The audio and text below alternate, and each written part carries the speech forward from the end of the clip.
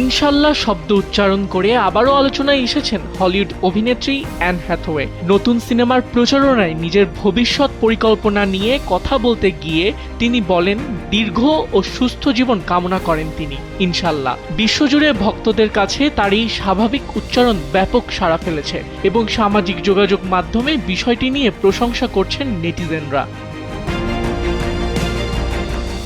ভিডিওটি প্রকাশের পর দুবাই ভিত্তিক রেডিও উপস্থাপক ক্রিস ফেট সহ অনেকেই ইতিবাচক প্রতিক্রিয়া জানান। ভক্তরা মন্তব্য করেছেন ইনশাল্লাহ শব্দটি শুধু মুসলিম সম্প্রদায়ই নয়, দক্ষিণ এশিয়ার হিন্দি ও উর্দু ভাষাভাষী মানুষের কাছেও বহুল ব্যবহৃত একটি শব্দ। এদিকে ব্যক্তিগত সাফল্যের ঝুলিতেও নতুন স্বীকৃতি যোগ হয়েছে অ্যানের। পিপল ম্যাগাজিন তাকে 2026 সালের বিশ্বের সবচেয়ে সুন্দরী তারকা হিসেবে স্বীকৃতি দিয়েছে।